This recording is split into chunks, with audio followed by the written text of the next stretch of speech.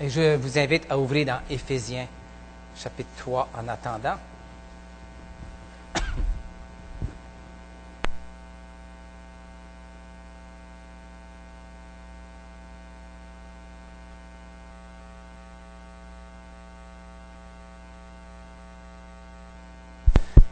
Je vais demander à quelqu'un de lire les versets 14 à 21. Éphésiens 3, 14 à 21.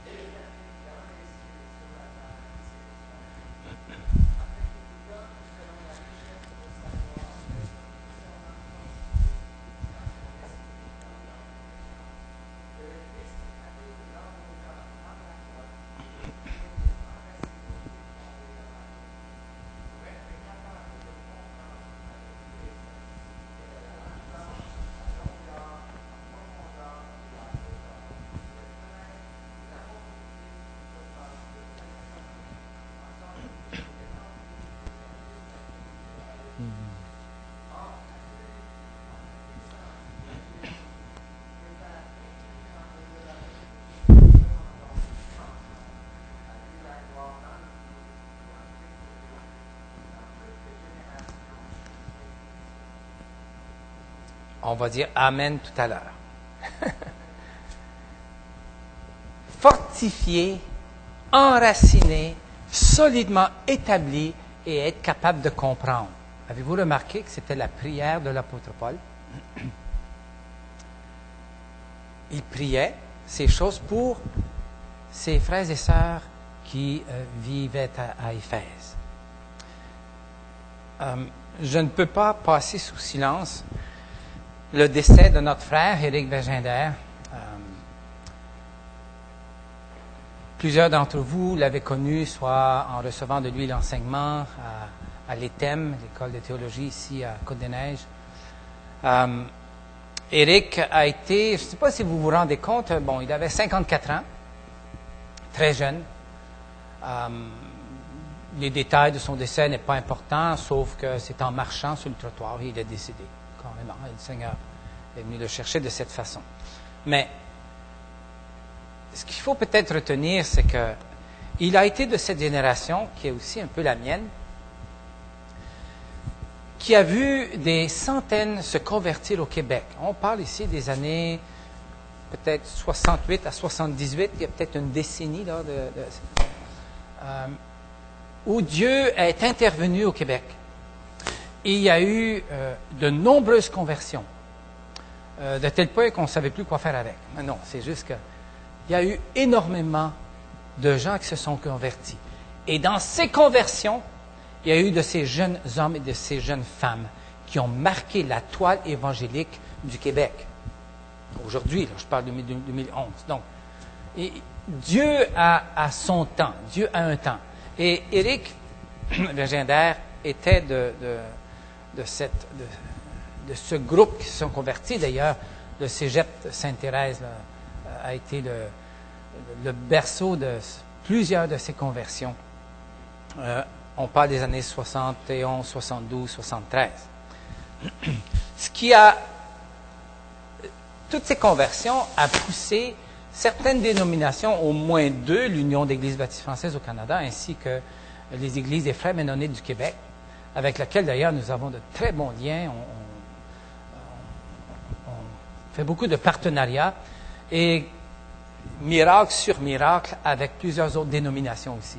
Alors Dieu nous permet de voir ces choses, de voir ces liens qui se rapprochent de cela. En tout cas, donc ces conversions ont poussé au moins deux dénominations à établir des écoles bibliques, mais à un niveau universitaire.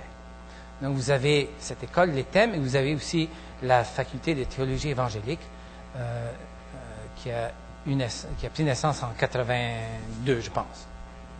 En tout cas, au début des années 80. Éric, 54 ans, son épouse et 3 garçons maintenant qui doivent maintenant composer avec un grand vide. Et j'étais à la faculté, à l'école ici, à Côte-des-Neiges, la semaine dernière. Et je parlais avec Mme Kerrigan et avec M. Laïd. Ils étaient là. Il y a un énorme vide. Il enseignait 3 cours. Et c'est trop jeune. C'est trop jeune. On ne peut pas comprendre pourquoi si jeune. Un homme, 54 ans, très très jeune. Même si on n'est pas d'accord avec Dieu, voici notre réalité. Mais ça me ramène toujours au psaume 139 que Dieu a mis dans son livre les jours qui nous sont destinés. Et ma question, c'est que, est-ce que nous, on est prêts à cela? Savez-vous quand vous allez décéder, mourir? Moi, je n'en ai aucune idée. Mais on ne sait pas. Et pourquoi, Éric?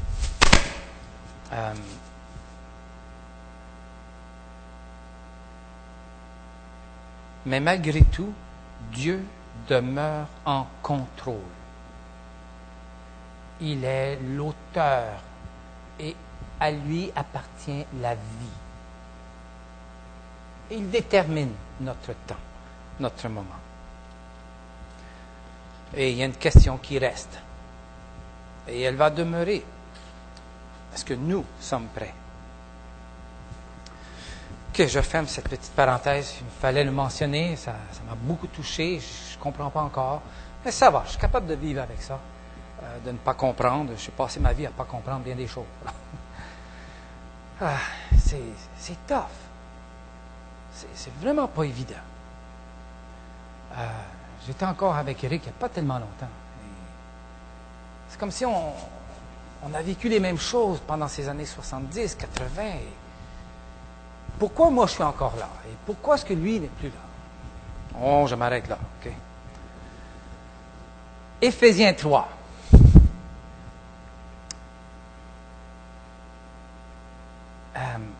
Il écrit cet apôtre à l'Église. Il écrit à une Église qui est à Éphèse. On connaît un petit peu Éphèse, qui est un lieu cosmopolite quand même un lieu central. Alors imaginez, je ne sais pas moi, le port de Montréal ou Toronto, l'aéroport Pearson, en tout cas un lieu là, où ça bouge, tout vraiment là, converge à cause de l'économie, à cause de bien des choses. Et c'est une église qui est à Éphèse. C'est une communauté de croyants et de croyantes qui se sont tournés vers Jésus-Christ à leur époque, moment où l'Évangile leur a été annoncé et ils sont ouverts leur cœur à Christ. Et ils ont été complètement transformés. Mais voilà que Paul, de sa prison, il leur écrit. Il leur écrit. Et son cœur est vraiment là vers eux. Et j'aimerais que brièvement on regarde ce qu'il a écrit. Verset 14, imaginez-vous, il dit, en tout cas, je ne sais pas votre version, mais la mienne, il dit, c'est pourquoi je me mets à genoux devant Dieu le Père. Imaginez un juif à genoux pour prier. Ça n'existe pas, sauf exception, nous voyons dans l'Ancien Testament, et quelques exceptions aussi, peut-être dans le Nouveau.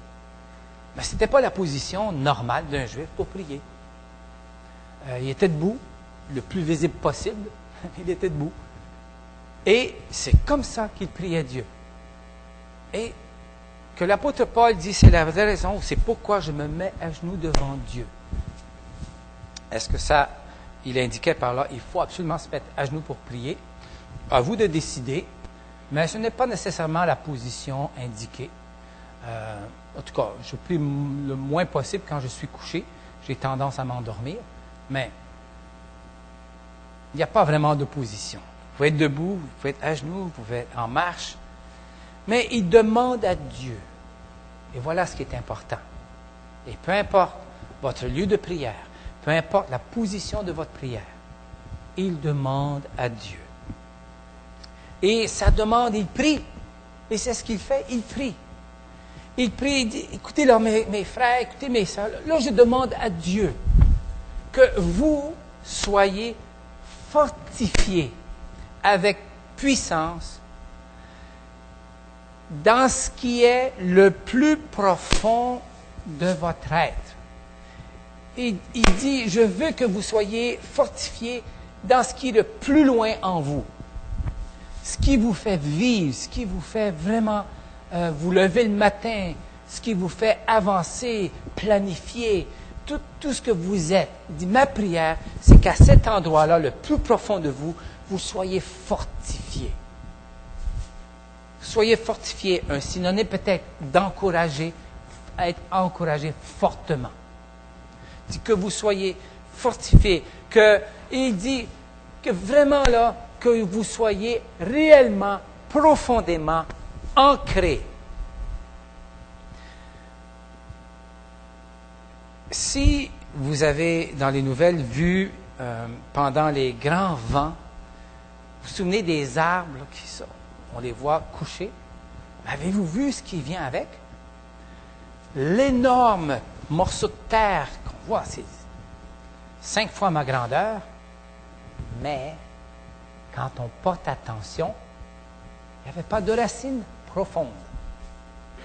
Un arbre qui est déraciné, un arbre de 15-20 mètres de haut qui est déraciné, il y a un problème quelque part. Et le problème de base est son manque de racines en profondeur. Ce qui est intéressant, c'est qu'il utilise un terme botanique. J'ai vu dans mes travaux certaines plantations que j'ai faites qui n'ont pas duré longtemps et je me suis rendu compte qu'il fallait bien s'assurer que ce soit enraciné. Ici, c'est qu'il veut vraiment que Christ prenne une place définitive dans leur vie. Et il est conscient de ce qu'ils vivent. Il est très conscient des pressions sociales. Il est très conscient des pressions religieuses de cette époque. L'apôtre Paul est très conscient de cela. Il est très conscient de ce que ses frères et sœurs vivent à Éphèse. Et il sait qu'ils souffrent. Mais lui, il dit, mais moi, ma prière, là, c'est que vous soyez solide. Solide. Peu importe ce que les gens vont t'enseigner, peu importe le vent qui passe dans votre secteur. Si quelqu'un dit, le Messie est là, que vous soyez vraiment en la cité. Et surtout, ce qui est important dans les moments intenses de la vie. Vous savez, ces moments où on doit prendre des décisions. Savez-vous, vous savez ça, hein? Il y a une période très courte des fois où on est vraiment là, sous pression. Soit des décisions à prendre, une décision à prendre, soit en face d'une certaine persécution. Nous, on ne connaît pas beaucoup ici, en tout cas, je parle ici en Amérique du Nord. Il y a une certaine forme de persécution qui est d'un autre domaine. Les pressions. Tu sais, dans ces moments où on se sent vraiment là, pressé, de gauche et de droite, comme si, laissez-moi bouger, je suis pris, je me sens pris. Et dans des moments intenses là, de tentation, ce qui est intéressant, c'est comme si l'apôtre Paul il dit, je prie, il dit, ma prière que vous vivez ces moments-là, ces temps-là, que vous ayez une surdose de l'Esprit de Dieu. Que vraiment, là, vous soyez submergés par l'Esprit de Dieu dans ces moments-là. Et combien on pourrait écrire ensemble un livre de ces moments de tension, de pression, de tentation, vous savez, de décisions qu'on doit prendre et qui nous fait perdre du sommeil, qu'on passe des nuits blanches. Et on ne sait plus si on doit se tourner à gauche, on ne sait plus si on doit se tourner à droite, en tout cas, à gauche ou à droite. Est-ce que je suis le seul? Et il prie pour eux, que vous soyez fortifiés, que vous soyez enracinés, et que malgré tout cela, vous ne soyez pas déracinés. Mais il demande aussi que les chrétiens soient enracinés et solidement établis dans l'amour. Solidement établis dans l'amour. La vie en Église, en communauté comme ça, bon, elle est ce qu'elle est et c'est pas toujours évident parce que il m'arrive, ok, je le dis, il m'arrive de pas toujours avoir un amour foudroyant pour une autre personne, ok? Des fois, je suis pas naturellement poussé à aimer telle ou telle personne. Bon. Mais l'apôtre ici, il prie, il dit que vous soyez solidement établis dans l'amour. L'apôtre Paul connaissait la nature humaine et à plusieurs reprises dans ses lettres, il encourage les frères, les sœurs à s'aimer de l'amour que Christ a mis dans leur cœur, particulièrement dans des situations où on retrouve différentes traditions. Dans des situations où on retrouve des croyants et des croyantes ayant des traditions et des façons de vivre différentes des nôtres. Et là, on regarde ça et on porte jugement, on dit des choses parce que, mais regarde le don, elle n'élève pas ses enfants comme il faut, ou mais regarde les dons, regarde donc comment ils s'habillent, ou regarde donc comment... Et il y a Éphèse, et ça c'est Éphèse. Éphèse. On retrouve Éphèse, 2000 ans plus tard.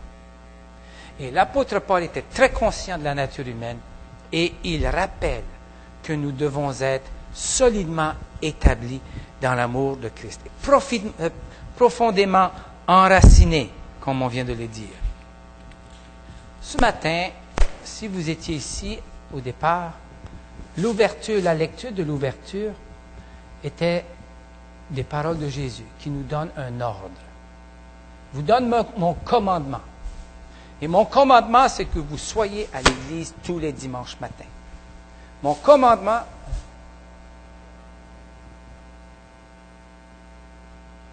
un ordre, un commandement. Aimez-vous les uns les autres. Aimez-vous. Il n'a pas dit, soyez toujours d'accord. Et l'apôtre Paul nous le rappelle. Mais il a dit, aimez-vous les uns les autres. Aimez-vous. Parce que ceci est une démonstration dans mon Église de l'amour que j'ai pour vous. Et il nous appelle à nous aimer comme lui nous a aimés. Comme moi, je vous ai aimé. Aimez-vous les uns les autres. On peut utiliser le mot affectionnez-vous les uns les autres. Il faut rapidement avancer. Il demande, alors il continue. Il dit, moi je prie là, que vous soyez capables de comprendre. Et là, la tâche en est toute une. Que vous soyez en mesure de comprendre la largeur, la longueur, la hauteur et la profondeur de l'amour de Christ. Il dit, c'est ça ma prière. Ce qu'il dit est que l'amour de Christ est assez large pour inclure les êtres humains de tout horizon. Peu importe leur arrière-plan, peu importe d'où ils viennent. La largeur de son amour, ça inclut toutes les nations et toutes les langues. Et il parle aussi que son amour soit assez long. Il parle de la longueur de l'amour de Christ. Vous savez que son amour est assez long pour durer l'éternité. Est-ce assez long? La longueur, de comprendre cela. Il est difficile pour nous de voir ou le concept éternité. Bien, un jour, on le comprendra, mais ici, c'est un peu difficile. Il prie aussi qu'il soit capable de comprendre la profondeur de Christ. Et il parle de profondeur, il me semble, pour atteindre la profondeur, pour aller chercher le pire des pécheurs. pour nous, il nous arrive que cela est très difficile à comprendre. Et il dit que vous puissiez comprendre la profondeur de l'amour de Christ. Cette profondeur que Christ est capable d'aller chercher et de retirer le pire des pécheurs que vous pouvez imaginer. Robert Landry est aumônier à la prison de Kingston, prison maximale, et il côtoie ceux qu'on met en isolation parce qu'ils sont terribles. Ce sont les pires meurtriers au Canada. Et il y a un secteur au Canada, donc à Kingston. Et Robert est au milieu d'eux. Et dans nos rencontres pastorales, 2 fois par année, il est là. Il vient avec nous. Il a été pasteur dans les Maritimes pendant quelques années. Et il aime bien venir avec nous. Et il nous partage les conversions de meurtriers. Vous savez, la pire espèce. Il voit ces hommes transformés. L'amour de Dieu a une telle profondeur qu'il va aller chercher cette personne. Et quand je me cache, et quand j'ai honte de ce que j'ai fait, que je ne me tourne même pas vers Dieu, Dieu va me chercher, moi.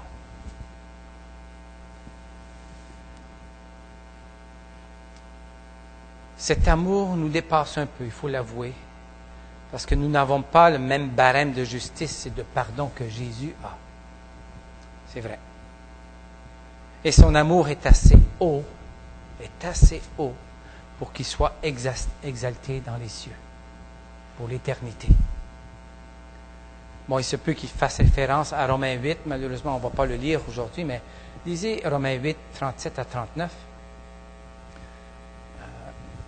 Aujourd'hui, ou à un moment donné, notez-le. Sa prière est que chaque croyant soit rempli de toute la plénitude de Dieu, parce que tout ce qui est en Dieu a pris corps en Jésus-Christ, a pris une forme, pour être pleinement présent en Jésus. Et dans sa lettre aux Colossiens, il dit, « Et vous avez reçu pleinement dans l'union avec lui qui est Jésus-Christ. » Je dois m'arrêter, mais c'est juste pour dire finalement que cela soit pour nous un encouragement.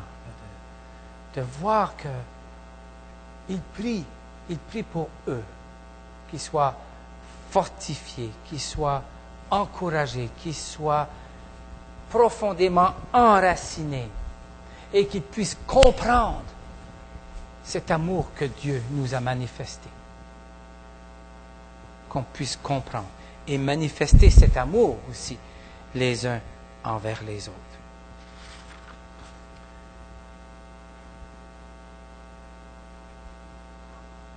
À Dieu qui a le pouvoir de faire infiniment, plus que tout ce que nous demandons ou même pensons, au moyen de la puissance qui agit en nous,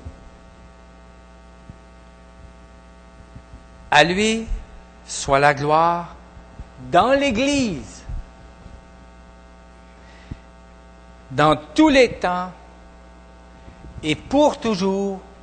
Et là, nous pouvons ensemble dire Amen. Amen. Prions. Seigneur Jésus, nous nous mettons devant toi et nous nous courbons en adoration, car nous réalisons nos limites, nous réalisons notre besoin de toi, nous réalisons aussi le besoin d'exprimer cet amour les uns envers les autres, tout comme toi tu l'as exprimé envers nous. Donne-nous de comprendre cet amour que tu as eu pour nous, afin de le manifester aussi aux autres, à ceux et celles qui nous entourent, et que ton Église puisse briller, vraiment briller, éclater, à cause de ton amour pour nous. Et nous le prions en ton nom, Jésus-Christ. Amen. Amen.